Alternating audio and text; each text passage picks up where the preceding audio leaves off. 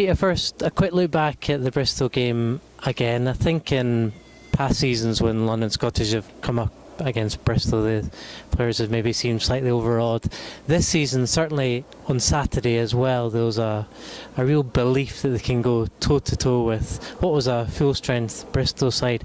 That must give you great encouragement heading into the business end of the season. Business end, yeah, it does.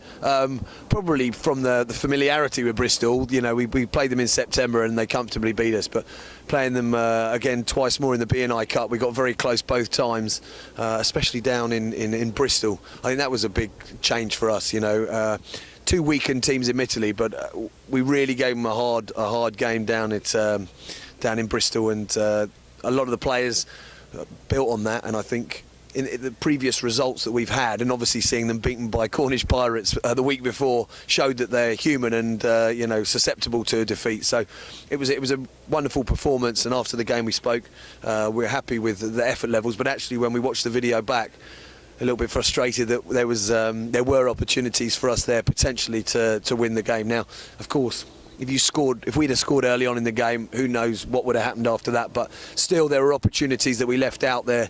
So although very, very happy with the performance, still room for improvement. I spoke to Chris Walker after the game. That one thing he observed is people are maybe beginning to work out our driving maul, which has been a really potent attacking weapon this season. Is that something you've looked at in training this week? No, not at all. No, of course, yeah. Look, Bristol were all over it. It's been a real strength. You know, Brighty's up there with 16 tries. I think all of them off the back of that trusty maul. So it's been a source of points for us this year. But of course, teams work out, and a lot of teams. You know, all the teams we've played recently, we've conceded. Hopefully Plymouth aren't obviously watch the videos, but we've conceded quite a lot of tries ourselves. A lot of teams have a real weapon in their driving maul. You know, the Cornish Pirates, Leeds were the same. Bedford had an equally strong driving maul, and I think Bristol scored 3 tries against us themselves with that driving maul. So it is a hard weapon when it's working, a hard weapon to stop. Plymouth, who we're playing again on Sunday, equally adept at it. So it's going to be perhaps in very tough conditions down in Plymouth this weekend. It could be a battle of the driving mauls. Now, talking of Plymouth, who were playing on Sunday, they were in a bit of financial strife, but I think everyone in the Championship's probably delighted that they've staved off administration, because I think the Championship needs city teams like Plymouth Albion to flourish.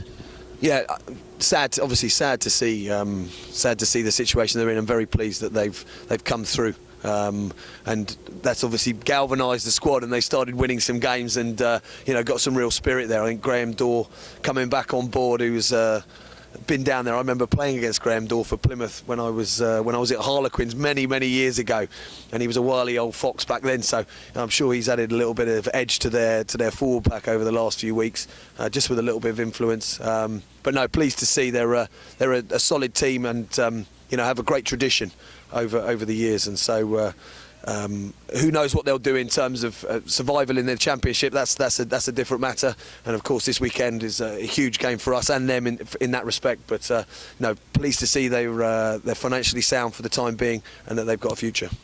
As you said, they seem to have been galvanised since the financial woes became known. They've had some good wins over Moseley, very good win over Rotherham Titans, and also they ran Nottingham close as well. Yeah, that's it. They're becoming far more competitive and getting over the line.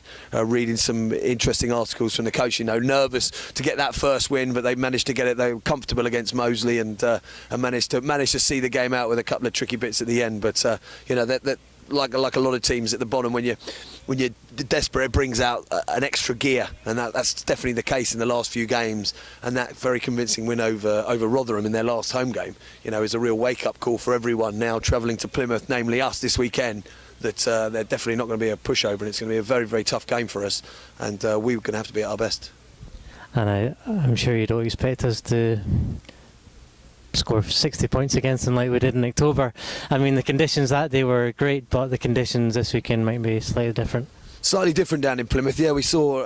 They got a game Friday night. The England 20s are playing down there against Italy, but we saw the condition of it when they played against Rotherham, and they had to change their jerseys at half time. Such was the mud on the pitch, so it'll be tough. And perhaps not as much rugby as you mentioned was played here in September. But look, our ambition is always to go out and score points, of course, to try and win games. So on that day, back in September, everything clicked for us. I think the second half was the best we've played still this season. I think it was some 40-odd points unanswered in the second half. We'd love a second half like that, of course, this week. I doubt that's going to be the case. But, when everything clicked for us, that's a long time ago now, isn't it? Yeah. We've made 4 changes to the starting 15 this weekend. Let's first of all talk about the forwards. Ben Prescott comes back into the starting 15 for first time since the Ponty game in November, and James Hallam returns in the front row. James Phillips comes in for Chevy Pennycook. I think he's picked up a neck injury. Thoughts on these changes? Well, we've spoken in previous weeks about the strength in depth we've got in the forwards, and over the last few weeks just trying to keep some guys fresh for the battles ahead. There were sort of fixtures in blocks at the moment, and we've got this block of 4 games. This is the third of them, with Moseley coming next week.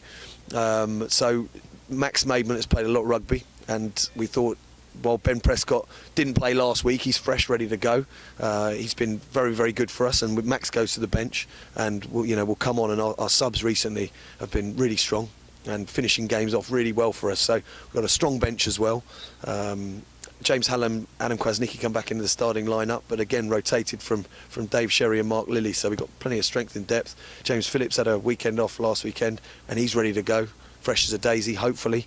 And he's a local boy, so he's got a lion, and he promises me he's going to have a good game. So it's important, whilst we've got the strength in depth, that we use it and keep bodies fresh, because we've got tough games every week, and we need to be at our best. And just one change in the back division. Conor Braid's gone back to Glasgow on loan for the rest of February. Harry Sloan takes his place. Yeah, really grateful to Harlequins. Harry's played last couple of weeks in the LV Cup for Harlequins, and he's back for us. So he played for us before, back in January, and it's great to have him back. He's a good boy, very popular with the rest of the backs. And good to see him back in there. We're a bit short of backs at the moment, so good to have him in the midfield in Connor's absence. But big boost to Phil. Conor Braid's had played very well to us up until him going back to Glasgow. So looking forward to seeing how Harry goes. And just finally, Jamie Stevenson has joined in dual registration from Bristol. Hooker, how's he settled in this week? Well, it's confusing because he keeps thinking he has to fill in at scrum half when we call the names. But no, good boy, medical student. Doesn't look like a medical student. I don't know what a medical student would look like, but no, good to have him. Good guy. He played on Tuesday night for our young team against the Army, and impressed with what he did. So add some competition to our hooking rounds. Obviously, Ross Donegan has been injured for majority of the season. Todd Gleave is out with a bad hamstring. So we've only got 2 hookers on the ground. So to have a third definitely adds strength in depth.